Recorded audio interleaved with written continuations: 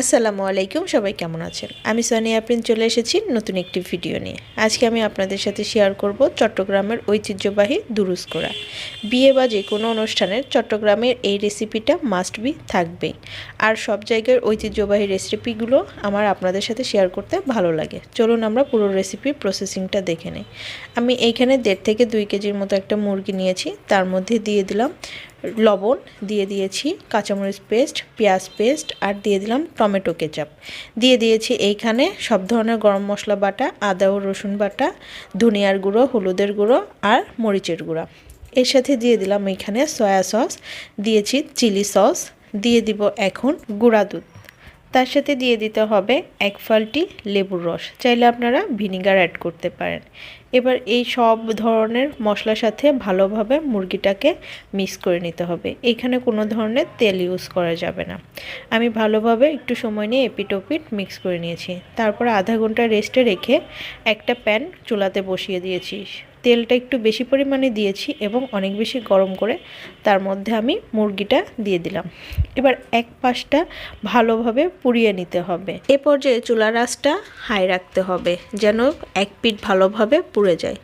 তারপরে এটাকে ঢেকে দিতে হবে। এখন চুলার আঁচটা লো টু মিডিয়াম রেখে দিতে হবে যেন ভালোভাবে মাংসটা সিদ্ধ হয়ে যায়। 10 মিনিট পরে ঢাকনা তুলে দেখতে হবে যে মুরগির অবস্থা কী। মুরগির মধ্যে পানি জমে গেলে এক পাশটা হয়ে গেছে, তখন একটা খন্তা বা চিমটার সাহায্যে সেটাকে উল্টে দিতে হবে। আর এ পর্যায়ে চুলার আঁচটা কিন্তু একেবারে লো রেখে দিতে হবে যেন ভালোভাবে সিদ্ধ হয়ে যায়।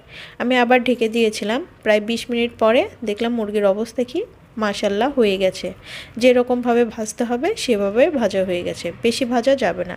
সেই তেলের মধ্যে দিয়ে দিয়েছি পেঁয়াজ বাটা, কাঁচামরিচ বাটা, টমেটো কেচাপ, সবগুলো 3 টেবিল চামচ করে দিলাম। 1 টেবিল চামচের মতো এখানে গরম মশলা বাটা।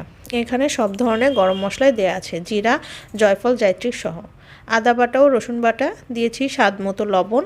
এখন দিয়ে দিব এখানে অল্প একটু সয়া সস, সাথে দিয়ে দিতে হবে 1 টেবিল চামচ রেড চিলি সস। চিলি সসটা আপনারা যে কোনো ব্র্যান্ডের নিতে পারেন, আবার এমনিও নিতে পারেন ঘরে করে। আমি এখানে দিয়ে দিয়েছি 1 চা চামচের মতো হলুদের গুঁড়া, লাল মরিচের গুঁড়া আর ধনিয়ার গুঁড়া। এবার এগুলো মশলার সাথে অ্যাড করে দিব চিনি। চিনির পরিমাণটা আপনারা আপনাদের স্বাদ অনুসারে দিতে পারেন। কেউ একটু মিষ্টি পছন্দ করে, কেউ আবার একটু ঝাল ঝাল পছন্দ করে, তবে আমার মতে মিষ্টিটা একটু ভালো লাগে। এবার মশলাগুলো ভালোভাবে নেড়েচেড়ে একটু কষিয়ে নিতে হবে। মশলা কষানোর জন্য কিন্তু এক্সট্রা করে পানি দেওয়ার দরকার নেই। এখানে আমি প্রায় 1 কাপের মতো তরল দুধ অ্যাড করে দিলাম। আপনারা চাইলে জাল করেও দিতে পারেন। আমি ফ্রিজ থেকে নামিয়ে বরফ সহই দিয়ে দিয়েছি, যেহেতু মশলা কষাবো দুধ দিয়ে, এর জন্য এভাবেই দিয়ে দিলাম।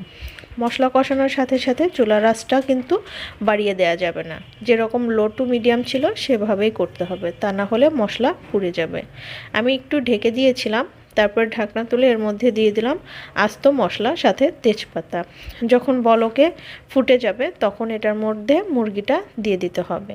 মনে রাখতে হবে মুরগি কিন্তু প্রায় 75% ভাজা হয়ে গেছে, সেই জন্য পানিটা সে পরিমাণ অনুসারেই দিবেন। আমি এখানে কিন্তু এখনও কোনো ধরনের পানি অ্যাড করিনি, সেই জন্য আপনারাও কোনো পানি অ্যাড করবেন না। পানি দিলে তরল দুধটা স্কিপ করে যেতে হবে, তা না হলে ঝোলের পরিমাণ বেশি হয়ে গেলে তখন কিন্তু খেতে মজা লাগবে না। আমি এটাকে লো টু মিডিয়াম আঁচে ঢেকে দিয়েছিলাম। এখন আমি অল্প একটু পানি অ্যাড করছি। যেটাতে আমি মশলা দিয়ে মুরগি মাখিয়েছিলাম সেটা ধুয়েই আমি অল্প একটু প্রায় 1 কাপের মতো পানি দিয়ে দিলাম কয়েকটা কাঁচামরিচ। যার একটু ঝাল লাগবে সেটা দিয়ে খেয়ে ফেলবে। দেখেন আমি আবার এটাকে ঢেকে দিয়েছিলাম প্রায় 20 মিনিটের মতো। এখন এটা কতটা ঘন একটা গ্রেভি হয়েছে, খেতে কিন্তু দারুণ লাগে। আর স্মেলটা এত সুন্দর এসেছিল আপনাদেরকে বলে আমি বোঝাতে পারবো না। রেডি হয়ে গেছে আমার চট্টগ্রামের ঐতিহ্যবাহী দুরুস করা। কেমন হয়েছে কমেন্টসে জানাবেন, আর যারা কখনো ট্রাই করেন নাই অবশ্যই ট্রাই করবেন। এই তো সার্ভ করে নিয়েছি, কেমন হয়েছে দেখেন। আজকের মতো বিদায় নিচ্ছি, আল্লাহ হাফেজ।